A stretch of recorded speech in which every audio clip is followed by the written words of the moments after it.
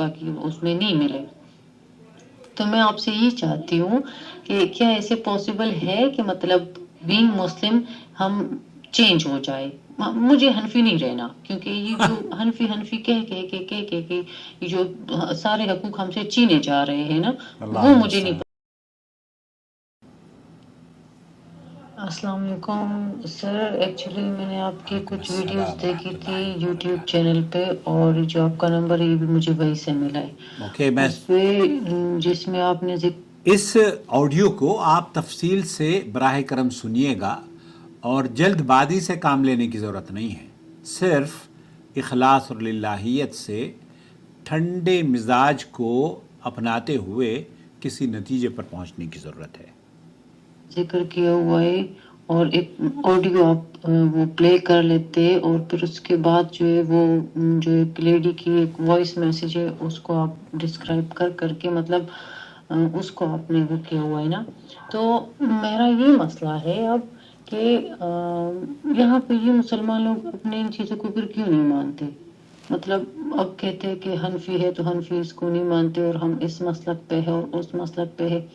تو مجھے آپ سے یہ اب چاہیے کہ کیا ایسے پاسبل ہے کہ بندہ پہلے مسلم ہو اور پھر اس کے بعد وہ کرسچن بن جائے، یا ایسے پاسبل ہے کہ مسلم میں ہی کسی اور اس پہ مسلک پہ وہ چلا جائے. حالانکہ مجھے نہیں لگتا کہ مطلب میں اپنا کوئی ایسا بلیو نہیں ہے نا کہ میں کہوں کہ میں اس مسلک پہ ہوں یا اس مسلک پہ ہوں.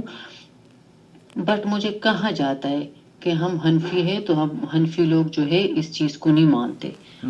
تو مجھے نہیں پتا کہ مطلب حنفی لوگ کیا مانتے کیا نہیں مانتے، کیونکہ جتنا میں نے پڑھا اس چیز کے بارے میں نے اس پہ ریسرچز میں اس کو اس لیے کہہ رہی ہوں کہ میں نے ڈفرینٹ ویب سائٹ سے بھی چیزوں کو دیکھا، میں نے یوٹیوب پہ بھی دیکھے اس چیز کو، اس مسئلے کو.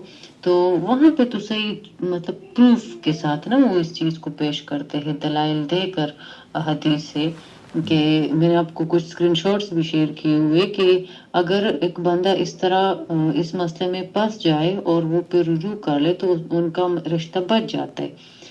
اب یہاں پہ مولانا لوگ کہہ رہے ہوتے کہ نہیں، آپ لوگ تو زنا کے کانٹیکسٹ میں ہی سب کچھ کر رہے ہو اور کوئی رشتہ جو ہے وہ بچ نہیں گیا ہے. تو اگر اسلام ہمیں کوئی ایسی پروٹیکشن ہی نہیں دے پا رہا تو پھر ہم مطلب بینگ مسلم ہم کیا کہہ سکتے ہیں نا. مطلب مسلمان ہونے کے تو یہی ہوتا ہے نا کہ اسلام نے کافی سارے حقوق دیے ہیں جو کہ باقی اس میں نہیں ملے.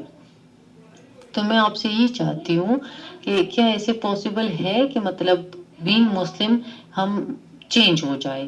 مجھے حنفی نہیں رہنا، کیونکہ یہ جو حنفی کہہ یہ جو سارے حقوق ہم سے چھینے جا رہے ہیں نا، وہ مجھے نہیں پسند.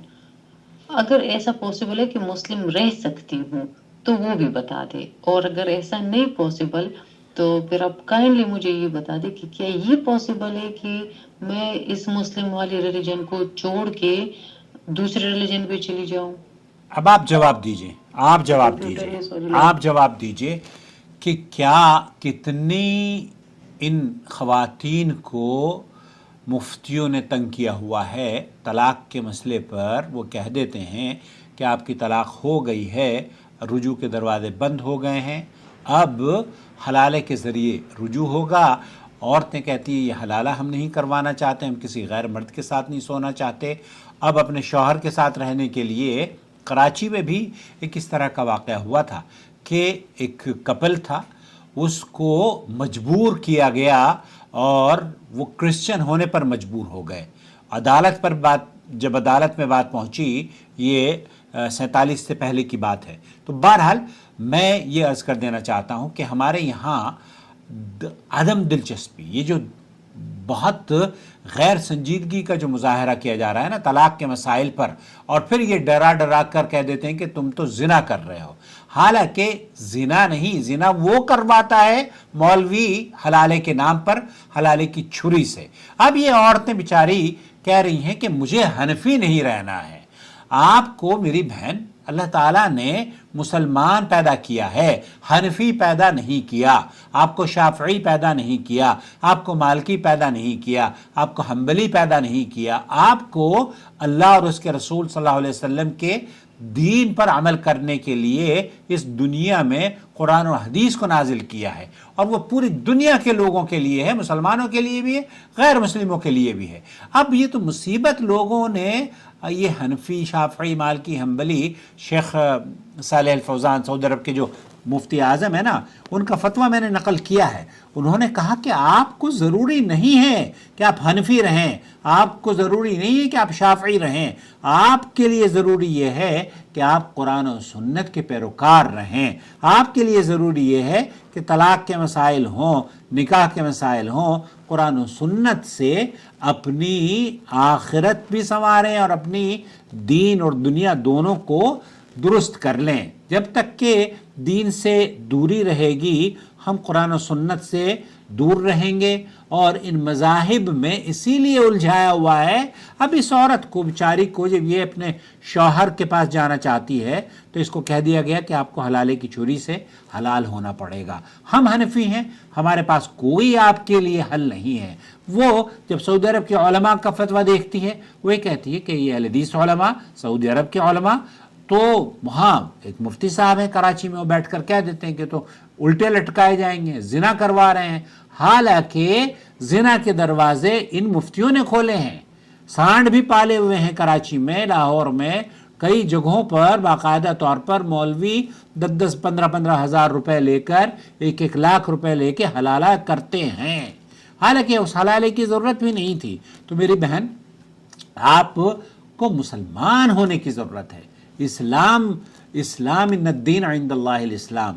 اللہ تعالیٰ قرآن کریم میں فرماتا ہے اتبعوا ما انزل الیکم من ربکم ولا تتبعوا من دونہ اولیاء۔ اس چیز کی پیروی کرو نا جو تمہارے رب کی طرف سے بھیجی گئی ہے۔ رب کی طرف سے کیا بھیجی گئی ہے بہن؟ رب کی طرف سے آپ کو حنفی نہیں بھیجا گیا، شافعی نہیں بھیجا گیا، حنبلی نہیں بھیجا گیا۔ یہ مذاہب تو جب الیوم اکملت لکم دینکم واتممت علیکم نعمتی ورضیت لکم الاسلام دینا، جب یہ آیت نازل ہو گئی، دین مکمل ہو گیا، اس کے 100-200 سال کے بعد امام ابو حنیفہ رحمۃ اللہ علیہ کا یہ مذہب رائج ہوا ہے، لوگوں نے بنایا ہے۔ امام شافعی کا مذہب رائج ہوا ہے، لوگوں نے بنایا ہے۔ تو یہ اللہ کی طرف سے نازل شدہ مذاہب نہیں ہیں۔ نازل شدہ جو دین ہے وہ ہے اسلام۔ ان الدین عند اللہ الاسلام۔ اللہ کے نزدیک جو دین ہے وہ اسلام ہے، اور اسلام میں آپ کو حنفی مذہب میں پروٹیکشن نظر نہیں آتی۔ اس لیے نظر نہیں آتی کیونکہ آپ نے ریسرچ ادھوری کی ہے۔ مجھ جیسی ریسرچ کی ہوتی تو میں نے الحمدللہ حنفی مذہب کو یا دیوبندی مذہب کو یا بریلوی مذہب کو چھوڑ دیا، اس لیے کیونکہ میری ریسرچ اس نتیجے پر پہنچی کہ ہمیں مسلمان ہونا ہے، ہمیں اسلام کو قبول کرنا ہے، ہمیں اسلام قرآن و سنت پر عمل کرنا ہے، نہ کہ کیونکہ اللہ تک کے رسول صلی اللہ علیہ وسلم بھی فرماتے ہیں نا کہ میں تمہارے درمیان 2 چیزیں چھوڑ جا رہا ہوں، کتاب اللہ اور اللہ کے رسول کی احادیث یا سنت۔ ان دونوں چیزوں کو آپ تھام کر بیٹھ جائیں۔ حنفی، شافعی، مالکی، حنبلی ضروری نہیں ہے۔ جاپان کے اندر کیا ہوا تھا؟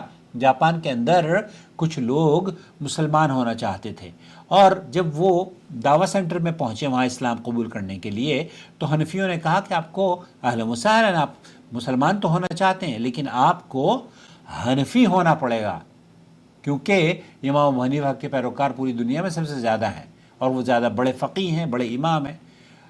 وہ بڑے پریشان ہوئے جب وہ خلیجی ممالک کے یا کسی اور کے پاس گئے، تو کہا وہاں کسی نے انڈونیشین کے پاس گئے تو کہا تو آپ کو شافعی یا مالکی ہونا پڑے گا، کسی نے کہا حنبلی ہونا پڑے گا، کسی نے کہا شافعی۔ وہ بیچارے پریشان ہو گئے کہ ہم کریں تو کیا کریں۔ انہوں نے خط لکھا امام کعبہ کو، اور وہ خط پیغام حرم کے نام سے میں نے نشر کیا تھا۔ اس میں انہوں نے بیان پوچھا کہ بھئی ہم کیا کریں، ہم جاپان کے مسلمان اچھا خاصا دین قبول کرنا چاہتے ہیں، لیکن ہمیں تو ہمارے دماغ کو تو خراب کر دیا گیا ہے، مسلمانوں نے ہی، مسلمان ہی کہہ رہے ہیں کہ آپ کو تو حنفی، شافعی، مالکی، حنبلی اختیار کرنا ہوگا۔ تو امام کعبہ نے یا سعودی عرب کے بڑے عالم دین نے یہ جواب دیا کہ آپ کو جب آپ مر جائیں گے نا، قبر میں بھی نہیں کوئی پوچھے گا کہ حنفی تھے، شافعی تھے، مالکی تھے، حنبلی تھے، کون تھے۔ وہاں پوچھا جائے گا دین کیا تھا، اب آپ کہیں گے میں تو حنفی تھا، تو آپ بتائیے کہ یہ حنفی مذہب کیا اللہ کے رسول صلی اللہ علیہ وسلم پر نازل ہوا ہے؟ امام ابو حنیفہ کس مذہب کو فالو کرتے تھے؟ امام ابو حنیفہ کی پیدائش کے یا امام ابو حنیفہ کے انتقال کے بعد یہ مذہب رائج ہوا ہے۔ تو آپ کے اوپر کوئی پابندی نہیں ہے، آپ کے اوپر پابندی یہ ہے کہ قرآن و سنت کو اپنا لیں۔ الدین، وہ دین جو ابو بکر اور عمر اور عثمان اور علی نے قبول کیا، امام ابو حنیفہ نے جسے قبول کیا، امام ابو حنیفہ کی قرآن حدیث پر عمل کیا کرتے تھے؟ نہیں کیا کرتے تھے۔ امام ابو حنیفہ کے والد کس دین پر عمل کرتے تھے؟ آپ کہیں کہ حنفی، آپ کا دماغ خراب ہے۔ امام ابو حنیفہ تو امام ابو حنیفہ کے والد کس دین پر عمل کرتے تھے؟ اسلام پر عمل کرتے تھے، قرآن و سنت پر عمل کرتے تھے۔ امام ابو حنیفہ رحمۃ اللہ علیہ کی والدہ کس دین پر عمل کرتی تھی؟ قرآن و سنت پر عمل کرتی تھی۔ امام ابو حنیفہ رحمۃ اللہ علیہ کس دین پر عمل کرتے تھے؟ قرآن و سنت پر عمل کرتے تھے۔ یہ سارے ائمہ، امام بخاری کس دین پر عمل کرتے تھے؟ قرآن و سنت پر عمل کرتے تھے۔ تو شیخ صالح فوزان بھی اور ان جاپانیوں کو بھی یہی کہا گیا کہ قرآن اور حدیث۔ اچھا، ایک چیز اور میں بتاؤں آپ کو، احمد دیدات بھی، ان کو بھی پکڑ لیا تھا کہ آپ لوگوں کی بات کرتے ہیں کہ جناب ہم اسلام اسلام اسلام اسلام کے اندر ساری چیزوں کا سلوشن ہے، حنفی مذہب میں تو عورتوں کا حق پامال کیا جا رہا ہے۔ تو انہوں نے کہا نہیں، یہ غلط ہے، 3 طلاقیں ایک مجلس میں 3 نہیں ہوتی، 1 ہوتی ہے۔ جب وہ باہر نکل کے آئے تو ان کو لوگوں نے پکڑ لیا کہ آپ تو حنفی ہیں، آپ نے یہ ایسا کیسا کہہ دیا؟ انہوں نے کہا کہ ہم جب کفار سے مخاطب ہوتے ہیں تب ہم حنفی شافعی مالکی حنبلی نہیں ہوتے، ہم مسلمان ہوتے ہیں، ہم قرآن و سنت کے مترجم ہوتے ہیں، قرآن و سنت کے ایمبیسڈر ہوتے ہیں، حنفی مذہب کے ایمبیسڈر نہیں ہوتے۔ تو آپ کے لیے بہن یہ ضروری نہیں ہے، آپ حنفی نہیں رہنا چاہتی، میں بھی نہیں رہنا چاہتا تھا، اور میں نے قرآن و سنت کو اپنا لیا ہے، تو اس لیے قرآن و سنت کو اپنا لیں۔ مجھے امید ہے آپ کے سوال کا جواب بھی مل گیا ہوگا، اور مجھے یہ بھی امید ہے کہ بہت سارے لوگوں کو یہ سیکھ بھی مل گئی ہوگی کہ آپ طلاق کے مسائل ہوں، ہم سے رابطہ کریں، ہم آپ کے گھر کو یقین جانیے۔ آپ جب فیس پے کر دیتے ہیں نا، ہمارے چینل کے جو کاؤنسلنگ سیشن کی فیس ہے، ہم لوگوں کے گھر تعداد ان کو وقت دیتے ہیں اور بڑی آسانی سے گھر بچ جاتے ہیں۔ اللہ تعالیٰ آپ کے گھر میں بھی خوشیاں بحال کر دے، آمین یا رب العالمین۔ والسلام علیکم ورحمۃ اللہ وبرکاتہ۔ محمد عاقل جدہ سے، مملکت سعودی عرب۔